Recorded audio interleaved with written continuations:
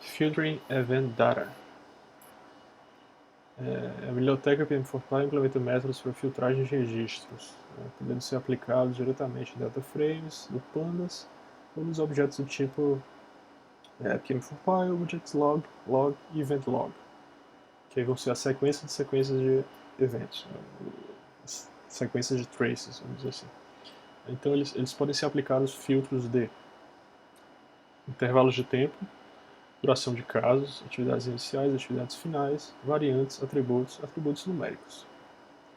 Aí para a gente ter uma base de comparação, né, durante a aplicação dos filtros, né, durante a demonstração deles, a gente faz a contagem aqui de quantos traces a gente tem no nosso event log, dos dados hospitalares. Nós temos 100 traces. Então, começando aqui pela filtragem em filtragem temporal, né, filtering on time frame, janela de tempo. Então utilizamos o método timestamp filter traces contain para filtrar traces contidos em um intervalo de tempo. Então aqui para o método são passados o event log, a timestamp do início da janela de tempo e a timestamp do final da janela de tempo. Feito isso, vai ser retornado os eventos que estão dentro desses parâmetros para essa variável. Se a gente fizer a contagem dela, ela vai ser do tipo events log também. Se a gente fizer a contagem, vamos ver que tem 73 eventos que se enquadram nesse espaço de tempo. Então, próximo passo de filtragem, próximo caso de filtragem, é o Filtering on Case Performance. O filtro Case Filter Case Performance, serve para filtrarmos traces que se enquadram em parâmetros de duração mínima e máxima. Então são passados no event log a duração mínima em segundos, a duração máxima também em segundos. Pode ser visto aqui na invocação do método. Então no caso a gente vai estar filtrando aqui eventos que tiveram duração aí até entre 0, né, então a partir de um instante inicial, e até 7 dias. Então eventos que aconteceram aí no máximo até 7 dias.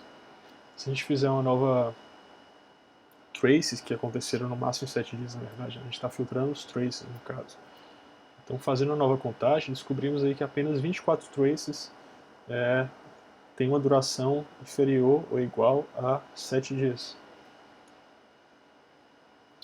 Próximo passo aqui de filtragem, Filtering on Start Activities, que é possível filtrar o event log a partir das atividades iniciais de cada trace. Então o método utilizado para isso aqui é o Starter Activities, Filter Apply. Mas antes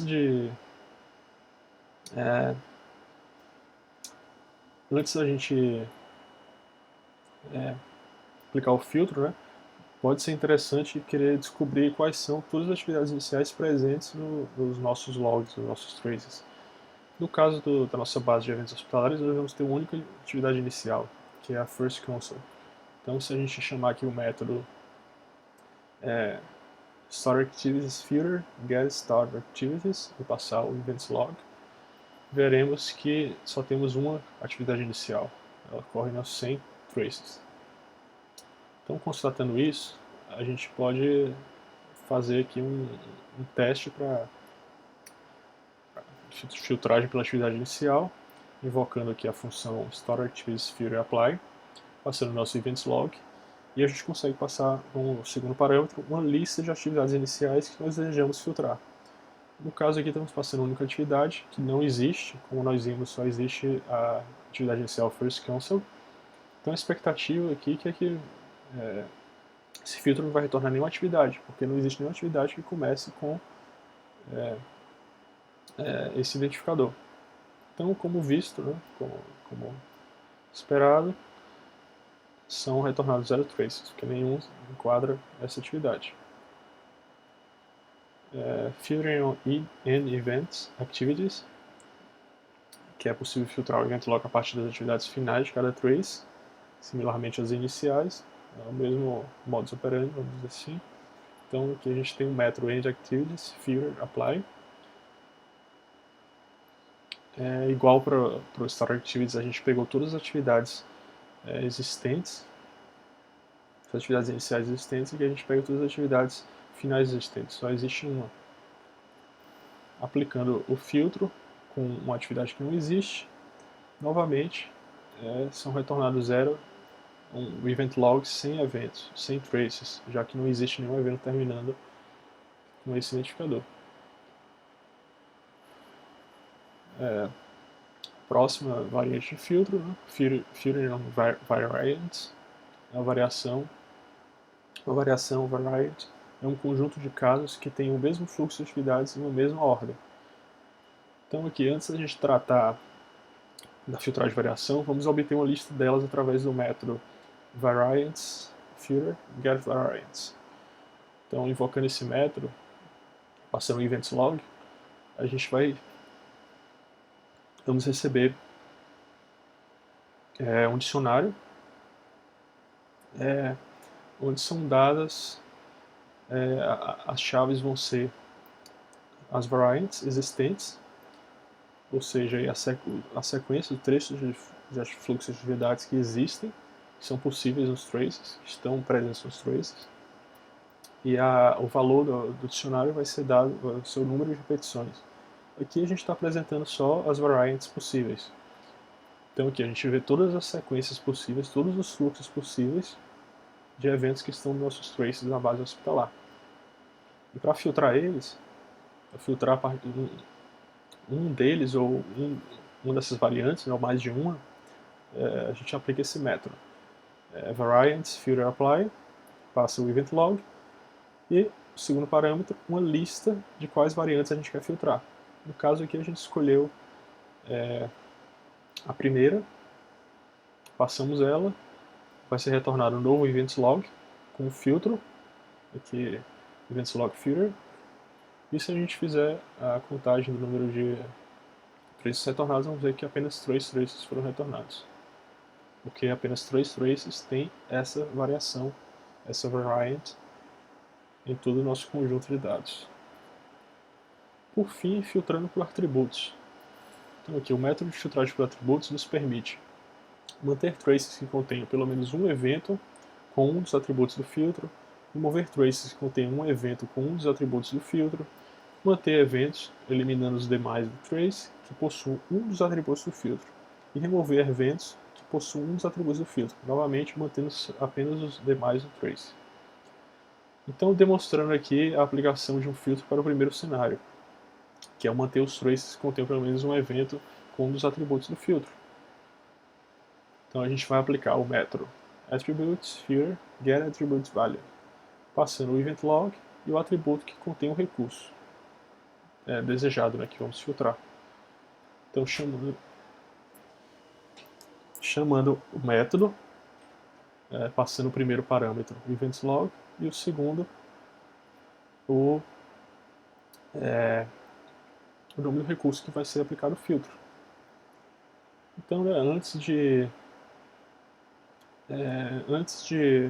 a gente aplicar de fato, vamos primeiro tentar descobrir, vamos descobrir quais são os recursos que estão presentes nos nossos traces. Então aqui no caso a gente tem uma lista deles, todos os recursos existentes nos nossos traces, na nossa base, estão aqui, e a frequência com que eles estão presentes, o número de vezes que eles aparecem. Alguns deles passam do número 100, que é o número de traces que nós temos, que eles aparecem mais de uma vez em um trace. Então aqui, por exemplo, Dr. Anna totalizou 158, que ela vai estar presente mais de uma vez em alguns traces. Então, aqui utilizando um método agora para de fato aplicar o filtro, que é o método attributes filter apply, como pode ser visto aqui, são passados o events log, quais são os parâmetros aceitáveis e uma especificação aqui, um dicionário contendo os parâmetros para execução da filtragem. Então, primeiro aqui olhando os parâmetros aceitáveis, a gente está filtrando por um recurso. Um desses recursos aqui. No caso, nós escolhemos só filtrar por Dr. Bob. Mas poderia ser mais, como é uma lista, o parâmetro, poderia ser mais de um para filtrar por mais de um recurso. Mas aqui vamos filtrar só por Dr. Bob. E os parâmetros para a aplicação da filtragem, no caso, vai ser a chave onde deve ser aplicada a filtragem, o org resource, que é a chave do nosso events log, identificado por isso. E aqui o segundo parâmetro é se deve ser filtrado num caso positivo, né, um caso em que foi encontrado, e um caso negativo. Então, casando com o que foi especificado aqui, o trace vai ser mantido no conjunto. Não existindo esse recurso no trace, ele vai ser excluído. Então aqui a gente tem o events log filter, e fazendo a contagem, vemos que dos 100 traces foram mantidos 73. Então o Dr. Bob vai estar presente em 73 traces. No caso aqui a gente vê que existem 92 ocorrências do uso do recurso Dr. Bob, mas ele está presente em 73 traces. 92 seria então no caso, porque ele vai estar presente em mais de um trace de eventos.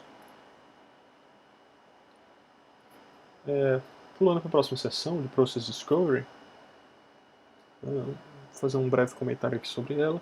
Então, um processo é uma sequência de eventos discretos que são executados com a finalidade de se atingir uma meta. Por sua vez, a tarefa de descobrimento de processos almeja criar modelos de forma inteligente que descrevam os processos através de seus fluxos de eventos.